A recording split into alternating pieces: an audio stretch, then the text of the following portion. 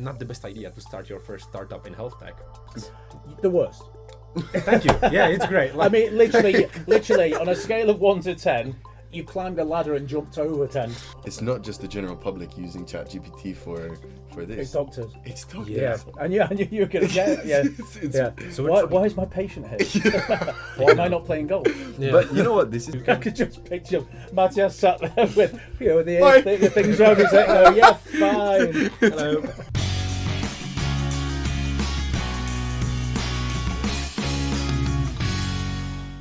Good evening and welcome back to Info Matters podcast. You'll notice this week I'm head of the table. That's because I killed my co-host. Now, joking aside, I've got two wonderful guests here this week. But before we get into it, here's a small word from our sponsor. Every click, every connection shapes our future. And tech moves faster. Amid challenges, every second counts. Built on intelligence. Built on security. From data protection to threat monitoring. True security is proactive. Whether in logistics, pharmaceuticals, or finance, we empower your growth. Extelligence. Information matters.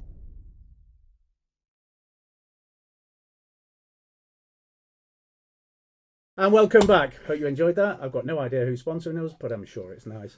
So this week we have two very young, very vibrant, very wonderful people who have taken it upon themselves to enter the world of AI, but not just AI, but also in the world of health.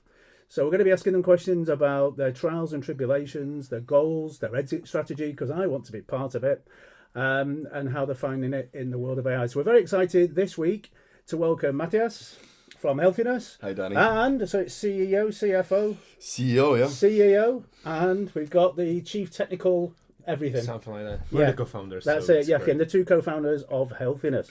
So we had a brief chat before we came into the bunker in the transport from the Learjet, because you enjoyed the flight over, I assume. Amazing. Yeah, Thank you for the. It's still a secret.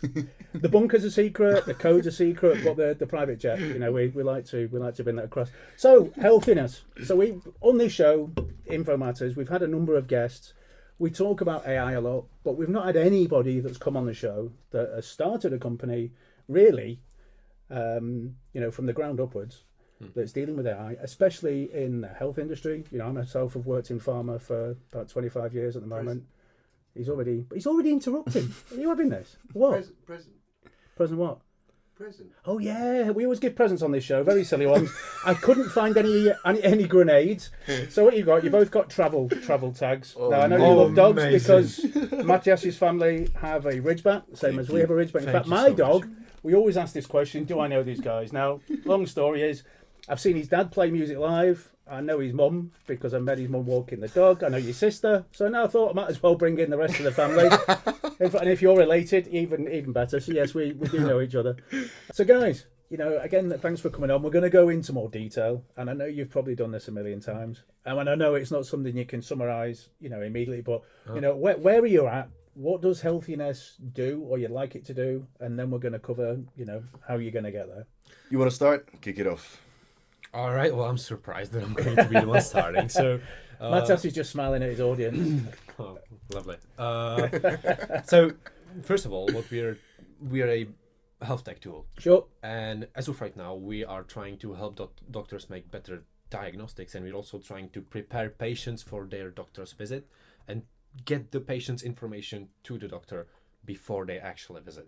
So that's the first general idea. I would like Matyáš to actually continue. So kind of like a doctor in your hand type of thing. Yes, exactly. Very well said. Yeah, it must have been that coffee we had before. Yeah, it's very close. That was perfect. Yes, it goes into a bit more detail than what Jáchym actually just described. But essentially, that's exactly what it does. And I'd just like to wrap it up a little bit with one more small detail. Is what we're actually building is not just some symptom check or some second opinion provider. What we're building is an ecosystem. So this is something that we call the HealthyNess ecosystem. Nice name. It is a very, thank you, I came up with it. And your engine is the Nessie engine, I believe. Exactly, and it all sort of, let's say this ecosystem exists only because of this nucleus that is our engine, you know? So essentially, what we do is we master the communication between a patient and a doctor in several different ways. Right. It's not just the communication in terms of hi, what's up, but it's the communication that would normally not, let's say, it would not be recorded anywhere or written down. So we allow for this better communication so that the doctor, when he finally receives his patient, he has way more context about his patient. So let's talk about, for example, so it's more understandable because it's quite broad right now. Let's take a customer journey, for example. So right now we're a B2B platform where if you then would have a private health clinic and you would say, hey, I would like to build a pre-diagnostic tool for my patients so my doctors would actually know what's wrong with them before they come to me. And, you know, it gives you time to do research, stuff like that. You know, the information about your patient, you know them personally, so you can see the benefits. So you say, okay, let's do it. I would like to build my own interface and we're going to integrate HealthyNess via an API into our system. So it's like connecting two systems together. And, you know, that's quite difficult. You can't do that in-house. You can't develop a diagnostics tool on your own. It costs a lot of money. So that's where we come in hand. You just connect your system to our system. And so basically, what you've built in-house with your partners, with via API connections, your target market would be your, you know, your private health providers or health providers in general. Integrate via API so they can offer it in their system. To their we have a modular system, so you can build it any way you want based on the endpoints that we provide. Moon? Well, not anywhere, but anyway. Starlink. Yeah, that's what you need. All right, let's do it just for the pitch deck. You know, just with the pitch deck. I've seen the information from the moon, so it sounds great. But yeah, let's say that I would be a patient of yours, so I would like to, for example, get the information about what's wrong with me sooner than once I visit you as a doctor or your doctors. And so I call a lady on your reception who doesn't have medical training, and I call her and I say, hey, my stomach hurts, and she tries to like really blind shoot it and one shot by some basic question that she doesn't have the medical knowledge of. Like, who is the proper doctor that I should go talk to? The guys basically just came to me saying, you've got any contacts in the industry? And I thought, let's get them on the show because this stuff's interesting. So without asking the question that was on here, you know, when you first told people about, you know, HealthyNess, you know, what it's about, can you do it in an elevator pitch? You can't, you know, the TED Talk sort of thing. We went over the history of how you came up with the idea. So I think we'll start with Matyáš because it kind of comes from your dad and his kind of industry as a doctor. So tell us a little bit about your venture.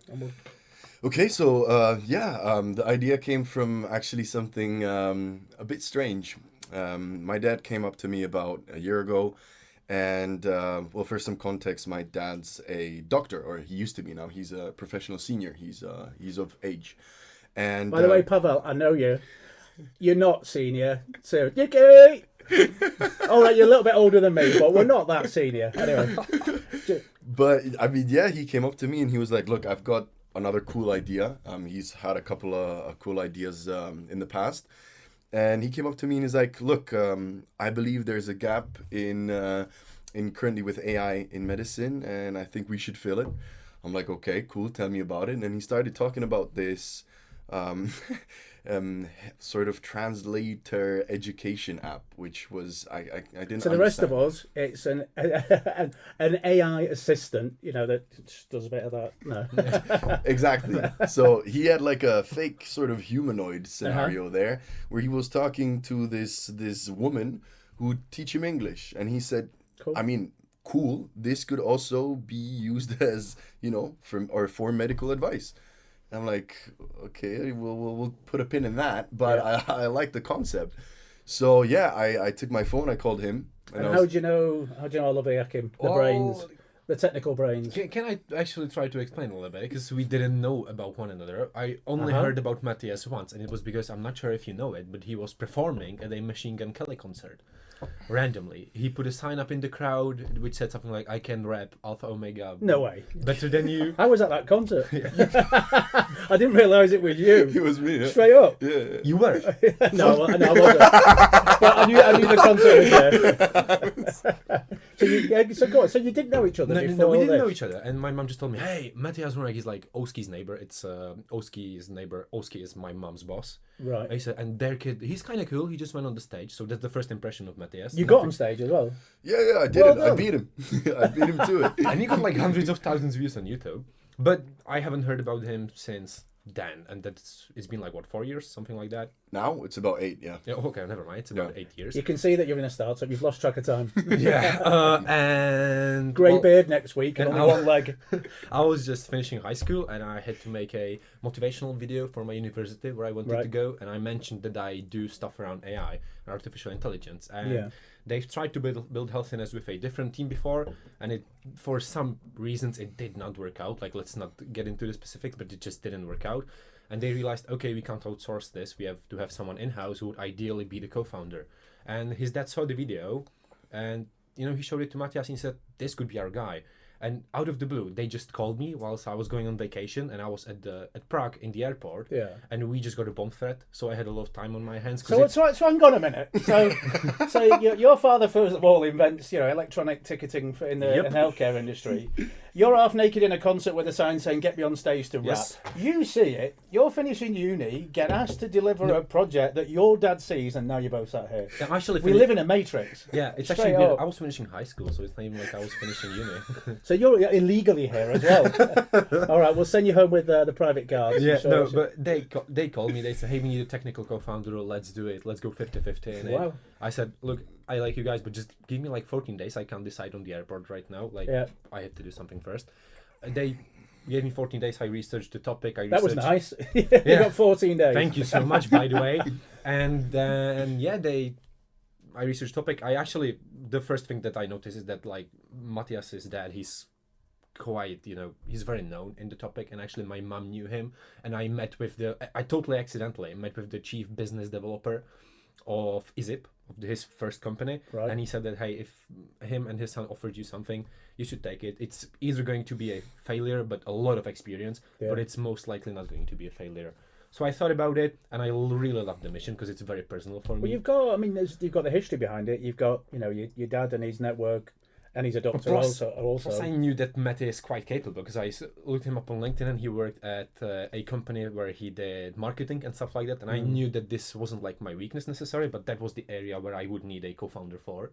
And so we got to chatting and they invited me to lunch. I liked it. So I said, all right, let's talk equity. And the reason I keep seeing you all the time, do you have an office in Eska? We have it. I've not seen these guys for forever. Like I said, I've met Matyáš's family quite a few times, been to a concert. And then this comes up, so my wife turns around to me and says, look, can you have a sit down with Matyáš? They've got this idea, you've got lots of connections, blah. So yeah, sure. So we meet, we go for a coffee, and then I'm like, every day I'm like, I'm sure that's them. So you got an office right round the corner. Forum Karlin. Ah, right. Well, that explains. Yeah, I mean, look, it's an office for 2 people, so it's tiny. It's a challenge and a half, but thankfully we love each other in a very non-romantic #, way. you heard it here first. But he says non-romantic, I disagree.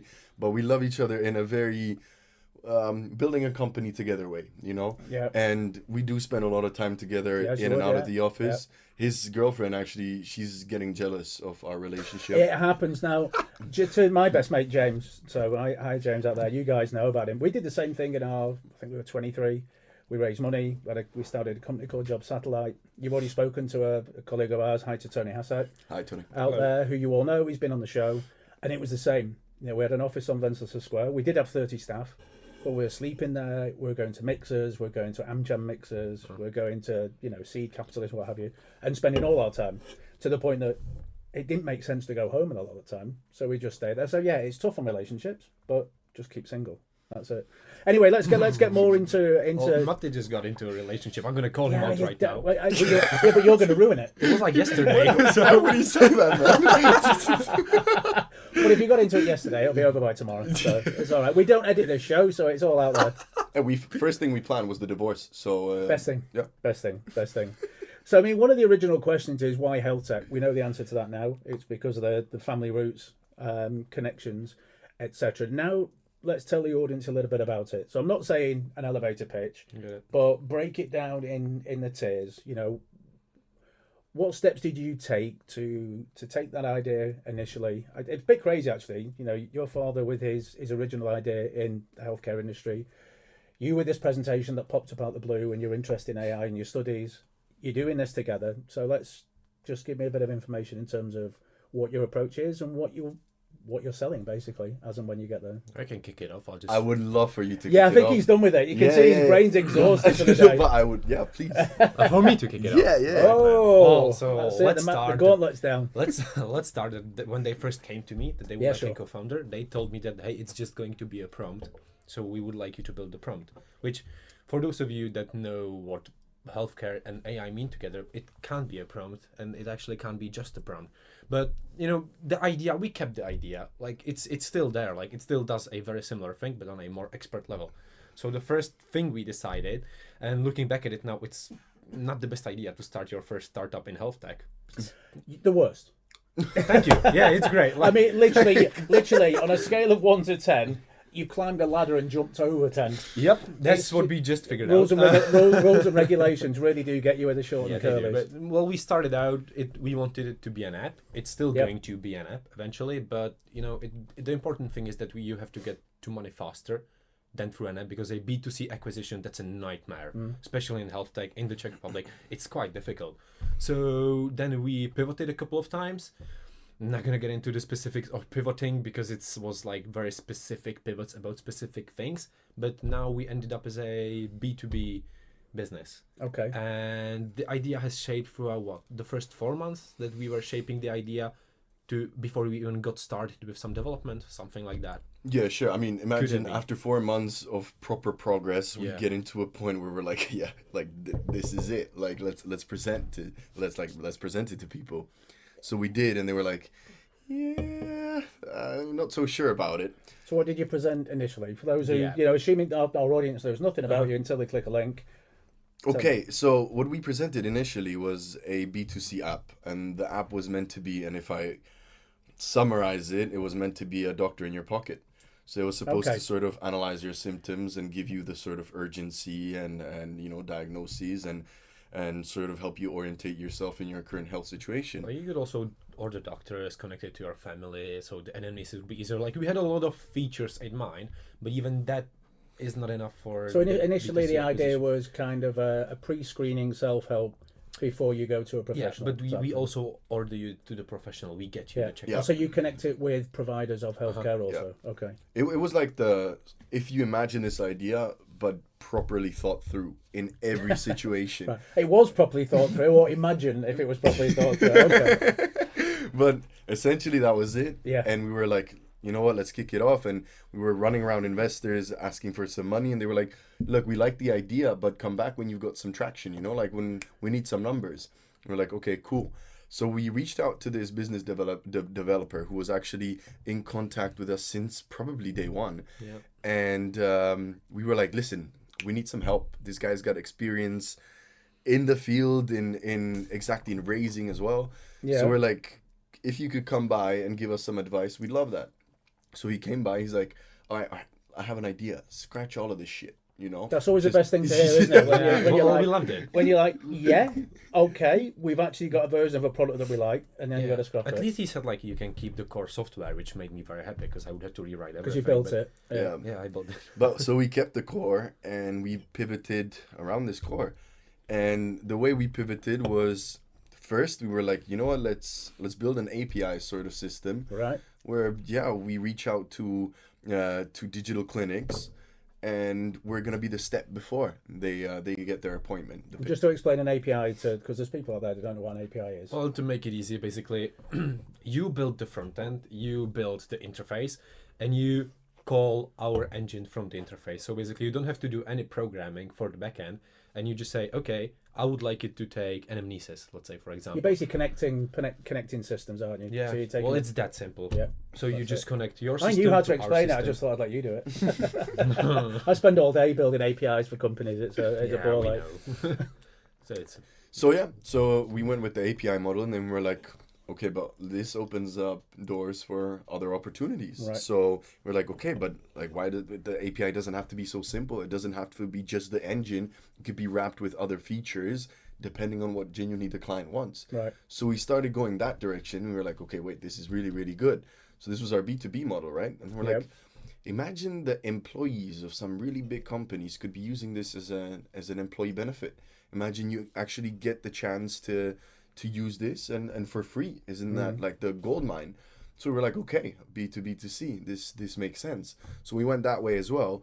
And in the end, we were like, we're still missing the sort of, let's say, implementation into an actual doctor's office, you know, Right. like that's what we're missing right now. So how are we going to do this? And we started discussing, and my dad, a visionary, he came up with the idea of giving a doctor those meta glasses so that the doctor would wear them and be able to sort of analyze everything, and then he'd get a second opinion through those glasses. And Jáchym heard it, got a stroke, said, fuck no. Yeah, legit. He's Yeah. not over exaggerating. He probably was saying, you know, these Meta glasses, I just saw them in the presentation of Facebook. By the way, not hating on Pavel, he's great, like for his age. But he's a visionary. I'm he gonna sees say it without the for his age, the but bit- the yeah, build. but you know, like if vibe coding would be so easy that Pavel would just be able to say something, we're billionaires right Yeah. now. So That's always the case. You need to baseline your progress. don't you? And, But he said this thing, and he was sitting. and this is recently. No, it's not recently, but it still months feels now. like it Okay. was yesterday. Right, Like, gotcha. Some Yes. things bring you PTSD. So when you put on these glasses, I was instantly looking, do Yeah. they have a camera? Yeah. So no, they don't. That's great. No, But you're lucky. yeah. I've got that one instead. Yeah, but he said it. I really got a stroke because it's not something that it might be great in the future, but let's be real. Well, that's a stage after, isn't it? When you have a doctor actually with glasses doing something, that's more doctor to patient. This is the level before. Just a disclaimer: we're not looking into that right now. Like, Yeah. Well, we put a pin in that. Yeah. Very, Yeah. very big and Yeah. heavy Yeah. pin. Yeah. The corporate And pin. we're Yeah. hoping we can't lift that pin. the stop pin. But we put a pin in that. But it also uncovered the opportunity for us to actually explore that sort of area of business. And we're like, how do we do this so that the doctor could actually verify his findings, you Yeah. know? And the perfect idea was actually this right here. Yeah. So we came up with the idea of, look, we'll pay for the tablet, whatever. We'll implement it into a clinic, and it's going to listen to the actual conversation. And then it's going to say, I like what you did. But listen, could also be a small chance that it's this and this. If I were you, I'd have a look at that.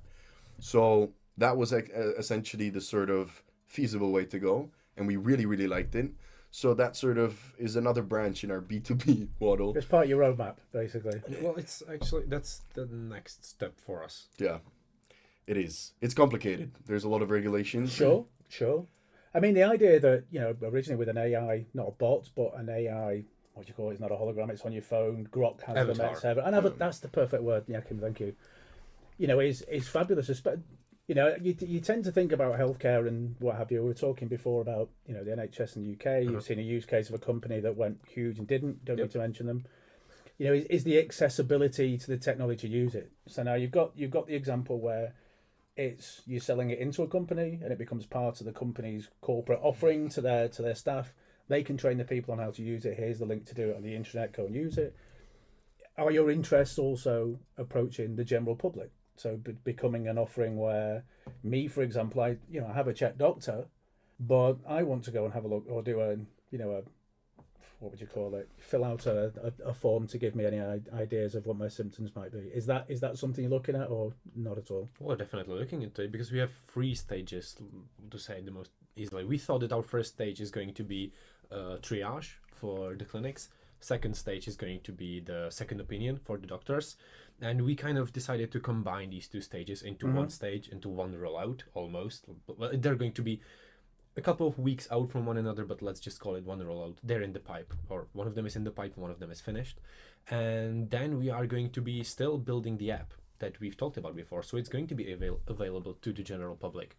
But we need some validation for it first. And second of all, it's not that easy to build an app. You definitely need the regulations that we're most likely going to be talking about in the future here.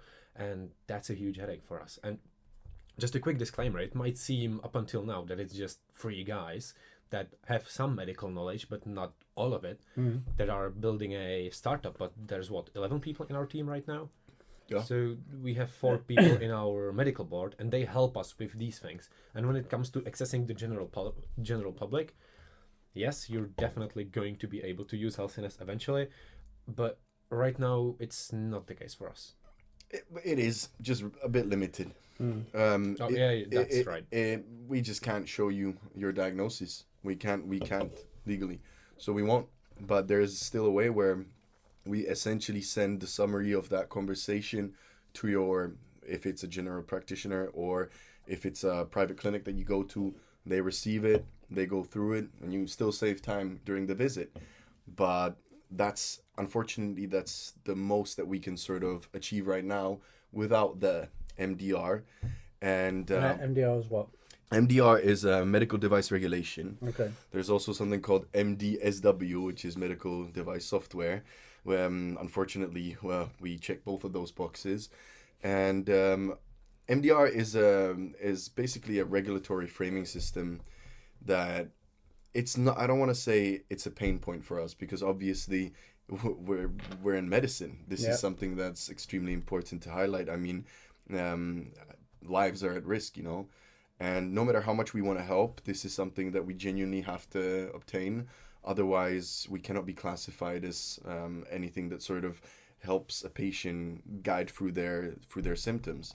So MDR is actually this sort of regulatory framework that disallows visionaries like us to build something random, but it gives it proper structure. Okay. Well, but it's not like that we are building building something random. The thing is, for MDR, you need a lot of money, like a lot of money.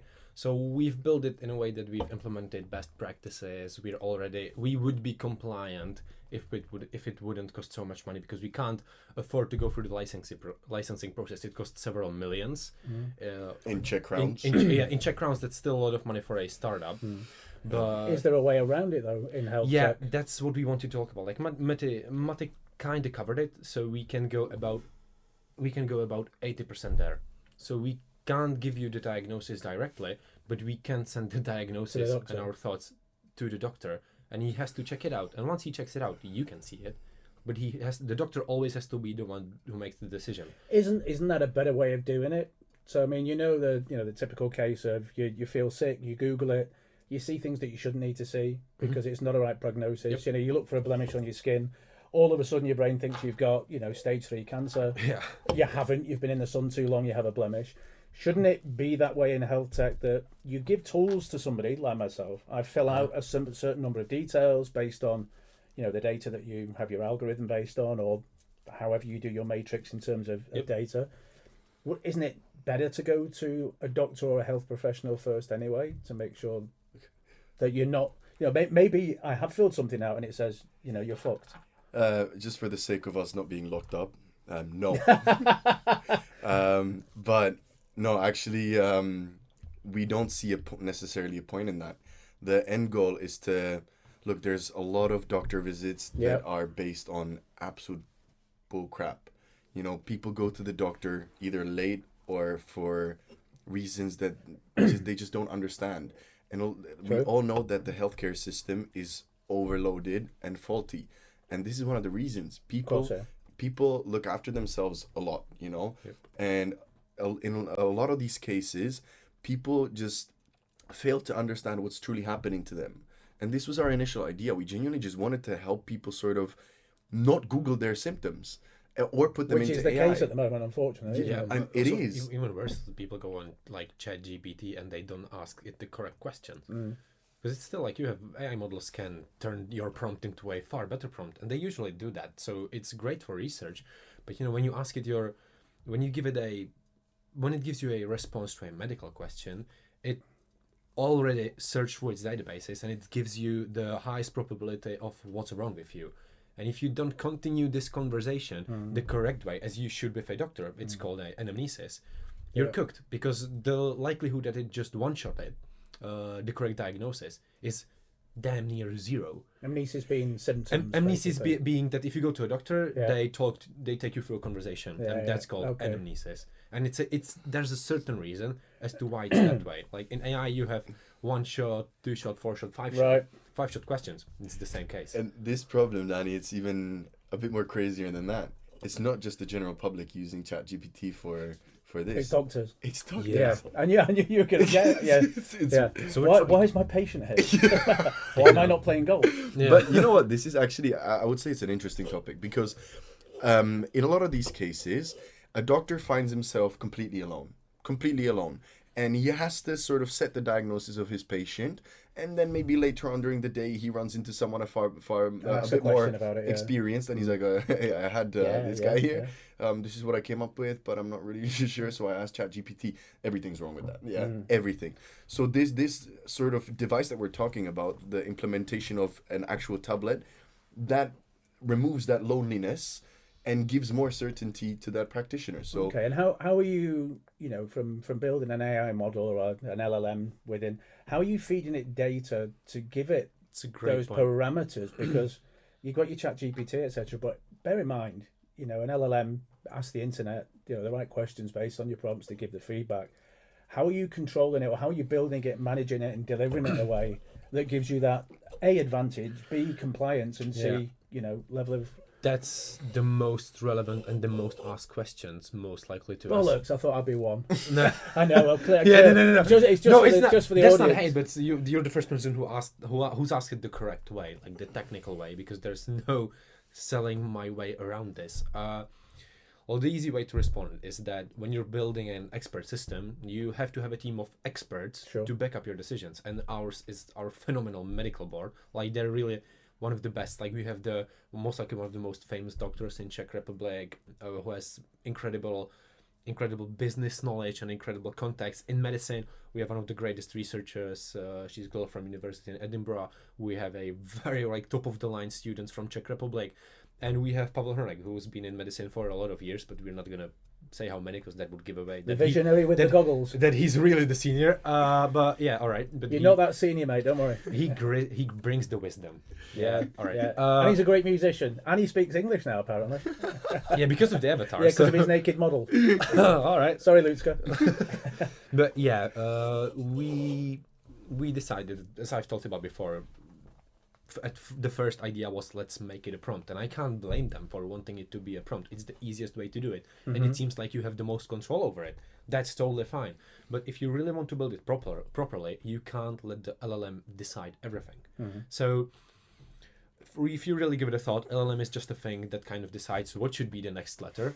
Yeah. And it has very good research capabilities, but it also has to be stable in its research capabilities. Sure, I mean, if you have hallucination with a patient and it gives the wrong data, that's a huge issue. Yeah. So the way you went on about it, for example, the anamnesis is a DAG, a cyclic graph with some magazines, or it's called a stack in English, I believe. And that's a very technical thing to say, but the LLM in our anamnesis, not in the second opinion, the LLM only does the communication with the patient.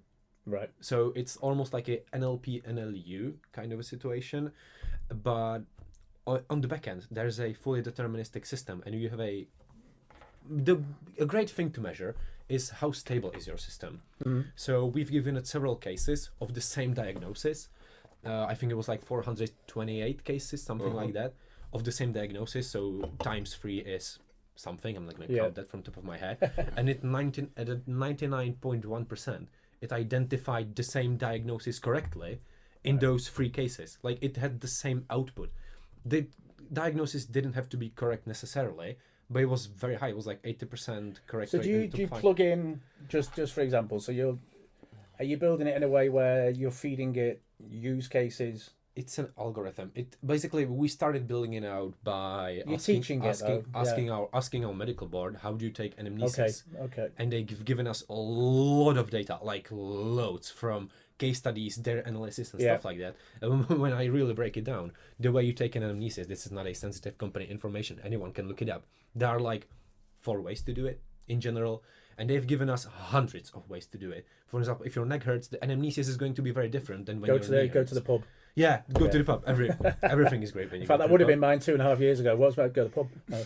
Yeah, but but they given us the information, and we've built an algorithm on top of these information. Okay. So the logic is fully deterministic. On the back end, it's deterministic, but you don't really see that it's deterministic. It doesn't really just check the boxes. It's not or one kind of situation. It's not binary. It really goes into depth based on what you say.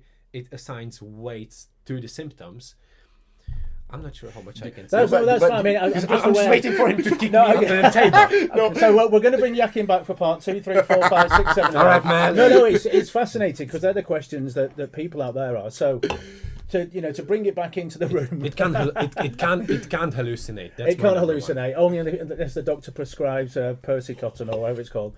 So where are you now? I mean, I'm aware of the time, and I want us to talk about the stage where you are now, where you want to go next, and clearly you're in a fundraising chapter of this wonderful existence we call life. So at the moment you're looking for fundraising. Tell us a bit about that. Yes, we've been fundraising for a while. We also, let's say we already got to the point where we could have received some funds. We didn't come to an agreement because, look, I will summarize it shortly. We're looking for a strategic partner, which is pretty tough in the industry where we are. Yep. And we're looking for a lot of money. We need a lot of money, you know. I was saying there's our sort of method of approach is we can definitely do a product rollout with less money. We can, but why? We are in a very sort of sensitive industry. Our product must be its full potential, and why should we settle for Czech Republic only when we know that the potential of this product is worldwide? And I mean, for us, the funds that we're looking for, they're justified, I think, truly, because we've been working on this project for a long time. We have the connections that we must have for the product rollout and its success. And yeah, so fundraising it's been fun, and I don't think we're gonna stop ever. But we've sort of learned to live with it, and I've aged 5 years in the past 3 months, but I'm happy. Yeah, well, I went bald when we started, so I've been bald for a long time. It's also been very difficult because, you know, when you have a term sheet, and we're both quite young, like I'm 20 years old, Matyáš is 24, and you get a term sheet that values your company at millions of dollars, and the only thing that you have to do is sign, but you know that this partner is not the right one for you. No, you've got to feel it, 100%. And you know, and like we're not trying to like sell our company or sell part of a company to someone who just gives us cash. But if you didn't get substantial funding, how long can you keep going? Well, that's the thing. Like when Matyáš called me when I was at the airport, I knew that I have enough funds to last for a very long time because I had like very good clients whom I built great relationship with. I actually found a lot of success at the very early stages of my career. Fuck yeah! So I was good for him. That's 20 and doesn't need to work again. That's retirement. So I knew that I'm going to, and also my parents told me like, hey, if you go to university, we're going to support you because whatever you've built outside of school, that's your case. Like we have nothing to do with that. Which exactly, Klobok dolu to my parents. Like we had the conversation with them. It was quite difficult, like to tell them that, hey, you know, I'm doing okay, but do you want to support me or not? And they still said yes. Love them for it. It really helped us with the start. No, you've got supportive parents, and that's so key. we can go for. Plus, your sister's an architect, so you can always sell one of her houses. Yeah, but so we're doing fine. Like we have the runway, and we are also, with full transparency, we're being supported by Pavel quite a bit. Of course. Because he said that, hey, you know that you're starting a great business. I don't want you to stop doing it because you have some small obstacle, such as like, I don't know, not being able to afford the Azure bill for. Don't get your partner pregnant. He won't pay for it. I'll try. Yep. Pull out. Your business partner or your fucking my back. No. I mean, also statistically, I had a quick look previously. I mean, just you look at the UK, you look at the Czech Republic, look at the world, and watch Dr. Pitt or watch Pitt on Netflix. Is most hospitals and doctors. 80% of their time is either, people coming into the hospital that don't need to be there. So I've got a cough, but why go and take time in accident and emergency? Time wasting, basically, is one of the number one. So you're essentially curing that or remedying that part of the process. Well, you like that cure remedy? Very hell. good. I know, they don't put me on this show for nothing. So you just go through the conversation with HealthyNess. It tells you what's wrong with you, or it tells the lady on the reception who would be the correct doctor or the correct medical specialization, correct medical specialization that you should go to. And in your clinic, you see either a webhook or you connected it via API to your database of doctors, and you just fetch who is available, who has this specialty, and that's the person that we book. And via another endpoint of the API, you can send a summary of the conversation, and if you have access to the full patient's profile, you can also send the full patient's profile. So you have I like her. But you see, not their Instagram. You but see when we said it's impossible to elevate her. It is. Yeah, it's quite impossible. But essentially, you're sick. Yeah. Do this thingy. Before you go to the doctor, use this. Use this. We'll get you the right specialist, and we'll take care of you the best way possible without you running around the entire sort of clinic. Sure. I mean, I know how to, firsthand, and you'll know from your parents in the health industry, is my good partner and my stepdaughter. Hi Natty. When Natty's over, everybody knows each other.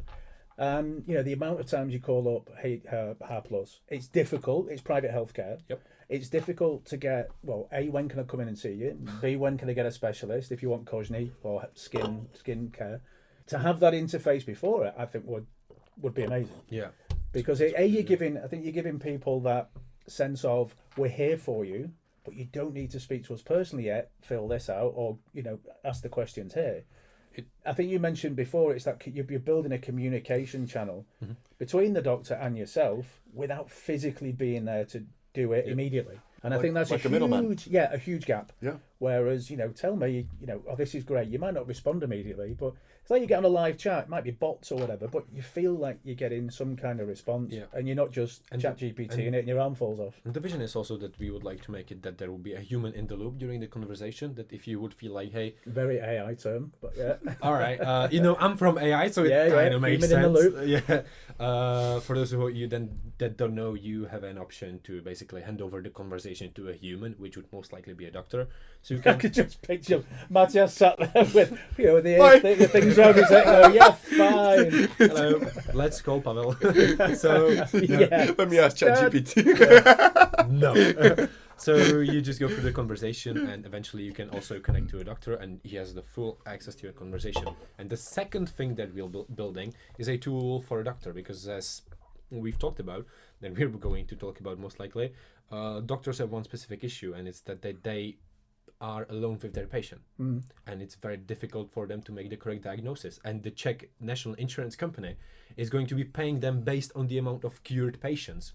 So they need to provide that they have done the best practice to cure their patient. Okay, so the sooner you cure them, the quicker you get paid as well. So we're giving them a second opinion where we just listen to their conversation. Obviously, if you obtain to have this tool when you're at the doctor, we're very GDPR compliant and stuff like that. A huge disclaimer, it's necessary. Massive disclaimer. But once the doctor finishes the conversation, he just clicks stop recording. We analyze the conversation, kind of set it up so it would be correctly in the order it actually happened. And then we go and we research for relevant articles, information, not online, in dedicated databases that we've approved with our medical board. And we provide them with information about, hey, you might have missed this thing. And it could be a very important thing for your patient because they have mentioned this symptom, and this symptom.